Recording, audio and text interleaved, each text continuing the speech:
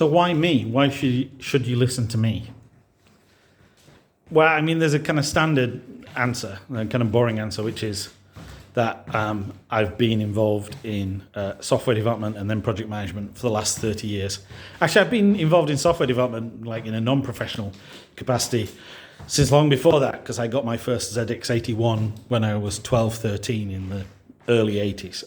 But that's a kind of boring answer, that I've been involved in this so long. I started doing project management at the very end of the 90s when I was working for Xerox Research Centre Europe, which is the kind of sister lab to the Palo Alto Research Centre.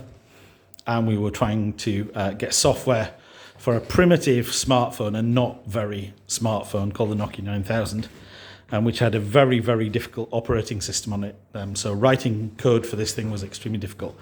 The only people we could find to do it were two East Germans who'd learned to code on Commodore 64s that had been smuggled over the Berlin Wall. And that was my first project management job, and it mainly consisted of consoling, especially one of the Germans, who'd confidently state that he could do something and then find it was much more difficult than he thought it was going to be. And me just saying, yes, don't worry about it, I understand that it's very difficult. And actually, that's a fundamental part of my job still, is consoling developers and telling them that it's not a problem when things take longer than we all expected. So I've been doing this a long time. That's one answer. The other answer is that I've delivered projects. So I've been involved in projects and done things on those projects which I think have helped them deliver. So I delivered a giant online electronic publishing site, or I helped deliver it. Didn't do it all by myself. For a company called John Wiley, it's one of the biggest academic publishers. I delivered an important piece of licensing software for the Home Office. And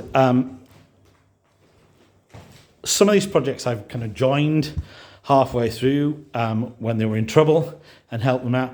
Some of them I've started on them right from the beginning and got them through to deliver successfully. But of course, in all that time, I'm not going to lie to you, I've also been involved in a lot of projects that haven't gone well at all, that have gone exceedingly badly, for sometimes for good reasons, sometimes for extremely stupid reasons. And so this is maybe the second and more interesting reason why you should be interested in listening to me on this. I've thought about this a lot. And maybe because I'm not from a computer science background, I'm not from an engineering background, I have a degree in philosophy from up the road when I'm talking about this in Edinburgh, in St Andrews.